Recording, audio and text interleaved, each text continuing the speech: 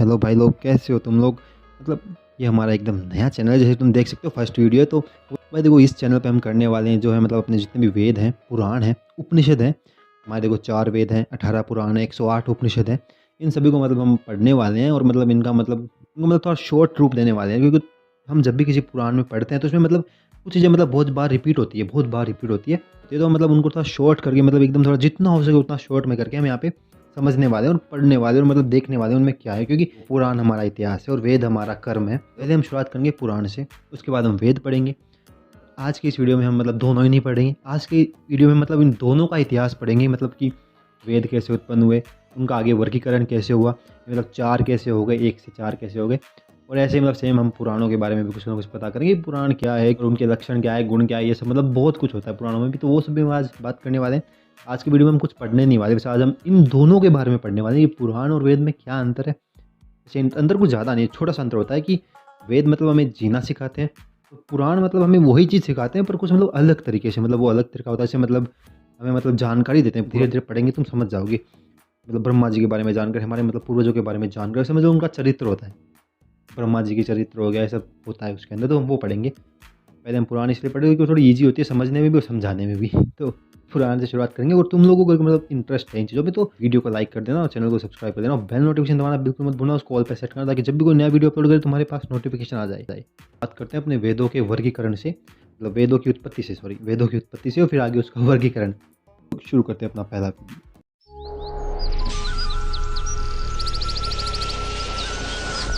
वैदिक फैक्ट्स में आपका स्वागत है। तो शुरुआत करते हैं वेदों के उत्पन्न या फिर वेदों की उत्पत्ति से। जिस समय ब्रह्मेष्टि ब्रह्मा जी पूर्व सृष्टि का ज्ञान संपादन करने के लिए एकाग्रचित हुए, उस समय उनके हृदय का से कंठ तालु आदि स्थानों के से संघर्ष से रहित एक विलक्षण अहनाथ अहनाथ नाद उत्पन्न हुआ। अब अहनाथ नाद क्या होता है, मतलब अहनाथ वो होता है जो मतलब जिसका मतलब कभी आहत नहीं होता, मतलब जो मतलब कभी खंडित नहीं होता, वैसा समझ रहे हो, मतलब एक स्वर में वो नाद उत्पन्न हुआ। ठीक है। जब मनुष्य अपनी मनोवृत्ति को रोक लेता है ना, तो मतलब वो भी मतलब वो अहनाथ नाद महसूस कर सकता है जो मतलब उस समय ब्रह्मा जी से उत्पन्न हुआ था। अगर वो अपनी मनोवृत्तियाँ रोक ले, मनोवृत्तियों का मतलब होता है अपनी इच्छाएं, अपनी इंद्रियों को काबू कर ले, तो वो भी वो फील कर सकता है। और उसी फिर नाद से ना मतलब एकार ऊकार और मैकार रूप 3 मात्राओं से युक्त ओमकार प्रकट हुआ। मतलब उसी नाद से मतलब ओमकार निकल से, मतलब तुम जानते हो ना, लोग करते हैं ना ओमकार का जाप करते हैं लंबे स्वर के साथ, तो वही नाद ओमकार था एक्चुअल में। देखो ओमकार से ही मतलब तो संपूर्ण मंत्र उपनिषद और वेदों का सनातन बीज है। ओमकार से ही सब कुछ निकला है, मतलब ओमकार को ही परम ब्रह्म माना जाता है। ओमकार का मतलब अस्तित्व क्या है, इतिहास क्या है, हिस्ट्री क्या है, पावर क्या है, वो हम तुम्हें अगले किसी शॉर्ट में बता देंगे, क्योंकि वो काफ़ी लंबी है वो भी। ओमकार ये देखो, मतलब ओमकार के जो 3 वर्ण है अपने उ और मैं, वो मतलब सत्व रज तम, ये 3 गुणों को प्रदर्शित करते हैं। ऋक यजु साम इन 3 नामों को प्रदर्शित करते हैं और भू भुव स्व इन 3 अर्थों को प्रदर्शित करते हैं। और जागृत स्वप्न सुषुप्ति सुषुप्ति इन 3 वृत्तियों को भी ओमकार के उ और मैं ही प्रकट करते हैं। मतलब तुम लोग समझ सकते हो, मतलब ओमकार मतलब काफ़ी महत्व रखता है। और ये तीनों क्या होता है, मतलब ये गुण क्या होते हैं, ये सब क्या होता है, ये सब हम आगे तुम्हें धीरे धीरे शॉर्ट्स में बताएंगे। और अभी आगे हम बात करते हैं कि मतलब जो ये ओमकार है, ओमकार से मतलब ब्रह्मा जी ने अंतस्थ मतलब य र ल व और उष्म श श स और है, और स्वर अ से ओ तक और स्पर्श क से म तक, द हस्व और दीर्घ आदि लक्षणों से युक्त, मतलब पूरी मतलब अंग्रेजी मतलब हिंदी वर्णमाला उत्पन्न, पूरी की पूरी हिंदी वर्णमाला इस तरह से उन्होंने उत्पन्न की, मतलब ओमकार से निकली है पूरी वर्णमाला। तुम समझ सकते हो ओमकार मतलब एक तरह से हमारी वर्णमाला, हमारी लैंग्वेज का ही मूल है, मतलब जिससे मतलब सारी भाषाएं बनी आगे भी। मतलब संस्कृत में भी ये वर्ण यूज होते हैं, यही इन्हीं इसी वर्णमाला का उपयोग किया जाता है संस्कृत में, बस उनका थोड़ा मतलब भिन्न होता है, पर वर्णमाला अपनी यही चलती है। देखो और उन्हीं वर्णमालाओं के मतलब देखो, उन्हीं वर्णमालाओं से उन्होंने ब्रह्मा जी ने मतलब 4 मुखों से, जो 4 मुख होते हैं हमें पता है ब्रह्मा जी के, 4 मुखों से होता, अर्ध अर्ध अर्धव्यू और उद्गाता और ब्रह्मा, इन 4 ऋतुजों का क्रम बतलाने के लिए ओमकार और विहाय विहायतियों के सहित 4 वेद प्रकट किए। ठीक है। ब्रह्मा जी ने मतलब ये चारों वेद ब्रह्मा जी ने प्रकट किए थे। मैंने बताया ना कैसे उन चारों से मतलब 4 मुखों से 4 वेद आदि के क्रम बतलाने के लिए, मतलब अर्धवयु उद्गाता और होता और ब्रह्मा के कर्म बताने के लिए।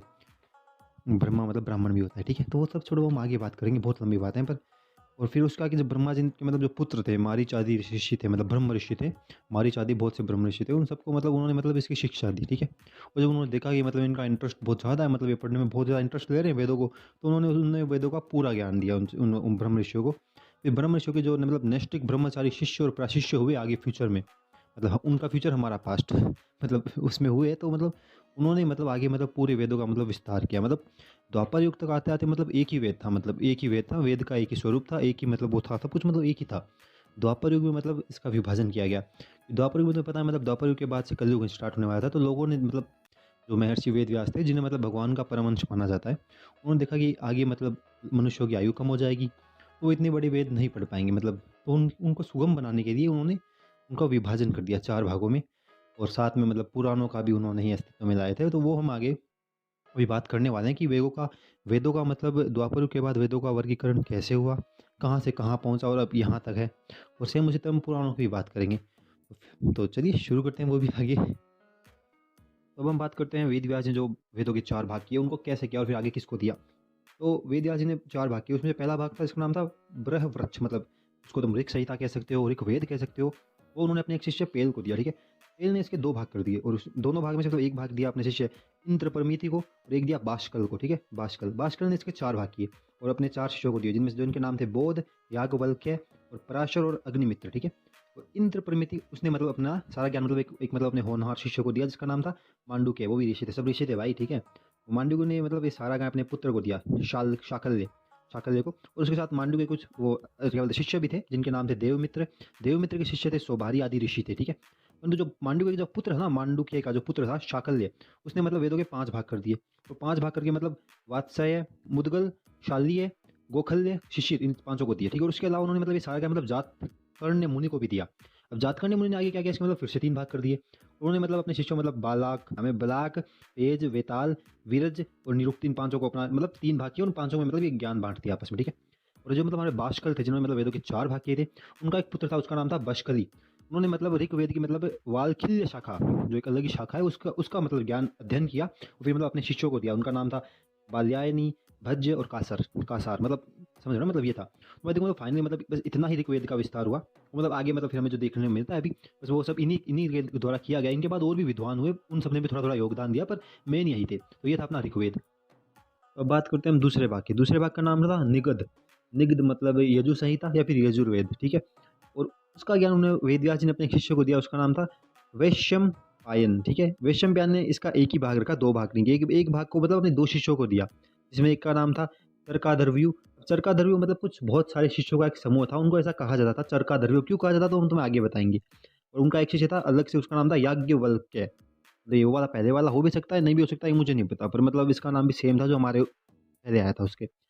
अब याज्ञवल्क्य ने क्या किया, मतलब इसके मतलब 15 भाग किए, मतलब 15 भाग किए। और मतलब इसके एक वाज शन्य नामक शाखा का क्या बोलते हैं वो मतलब वो लेके आए, मतलब अस्तित्व में लेके आए। और उसका ज्ञान उन्होंने मतलब कर्णव और माध्यन्दिन इत्यादि ऋषियों को दिया। बस यजुर्वेद का इतना ही है, मतलब इतना ही। इसके अलावा और भी हुए थे, पर मेन ये थे, मतलब हमें सिर्फ मेन की बात कर रहे हैं। अब उसके आगे हम बात करते हैं हमारे तीसरे तीसरे मतलब भाग की, जिसको कहा जाता है छंदोग संहिता, या फिर मतलब तुम उसको कह सकते हो सामवेद। सामवेद इसको इसका ज्ञान वेद व्यास ने दिया जेमिनी, जो उनके एक शिष्य थे, ठीक है। जेमिनी जेमिनी ने अपना ये ज्ञान अपने पुत्र और पौत्र दोनों को दिया। पुत्र थे उनके सुमंत और पौत्र थे सुनवान, ठीक है। और जेमिनी का एक शिष्य और था, उसका नाम था सुकर्मा। वो भाई बड़ा मतलब इंटेलिजेंट बंदा था उस समय का। उसने क्या किया, मतलब इस एक ही शाखा के मतलब 1000 भाग कर दिए। 1000 भाग करके अपने 3 शिष्य हिरण्यनाभ, आवंत्य और पोष्यंजी, इन तीनों को दिया, ठीक है। आवंत्य और पोषंजो के मतलब 500 शिष्य थे। उन्होंने हर एक ने मतलब एक एक शाखा का अध्ययन किया, समझ रहे हो, मतलब एक एक शाखा या फिर एक एक संहिता बोलो, जो भी मतलब तुम समझ रहे हो ना, मतलब एक एक शाखा का अध्ययन किया। और इसके अलावा मतलब पोषण जी के मतलब लोंगाक्षी, मांगिल, कुल्य, कुशिद और कुक्षी मतलब ये मतलब 5 शिष्य और थे। इन्होंने मतलब हर एक ने मतलब 100 शाखाओं का अध्ययन किया। तो इसलिए मतलब 500 शिष्यों से 500 शाखाएं और 100 शाखाएं यहाँ पे मतलब कुल मिला के 1000 शाखाएं होगी। और इसके अलावा मतलब जो हमारे हिरण्यनाभ थे, उनके मतलब एक शिष्य थे, हिरण्यनाभ का भी एक शिष्य था, उसका नाम था कृत।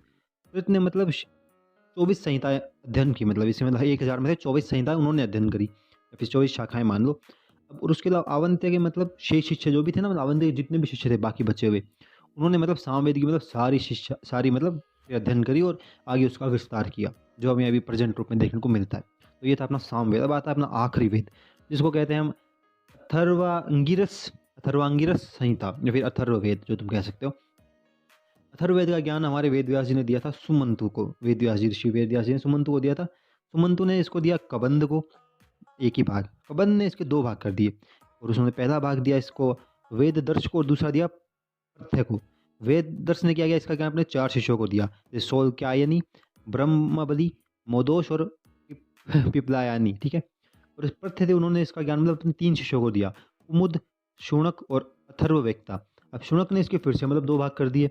एक भाग का ज्ञान दिया इन्होंने वब्रू को, दूसरा दिया सेंध्यवायन को।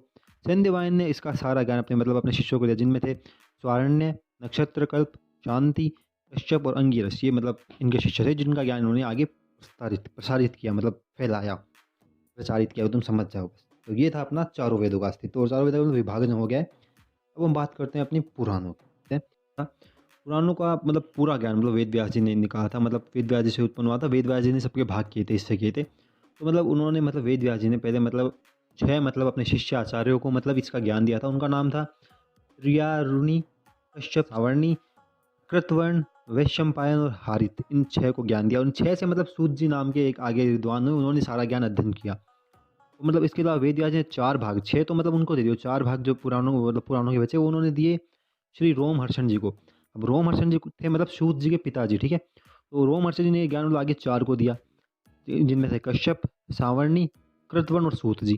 सूत जी मतलब उनके पुत्र थे, इसलिए सूत जी के पास मतलब सारा ज्ञान आ गया, 10 के 10 आ गए, इससे तुम समझ जाओ, ठीक है। तो देखो बस पुराणों का अस्तित्व इतना ही है, पुराणों का विस्तार मतलब पुराणों का मतलब विभाजन इतना ही है। बाकी आगे हैं पुराणों के लक्षण। पुराणों के कुछ लक्षण होते हैं। जो पुराण हमारा इतिहास है, तुम उसे हमारा हिस्ट्री कह सकते हो, हमारे मतलब ऐसे एंसेस्टर, मतलब हमारे पूर्वज, जो मतलब श्री जैसे प्रभु श्री राम हुए, प्रभु श्री कृष्ण हुए, इन सब का वर्णन हमें हमें पुराणों में मिलता है।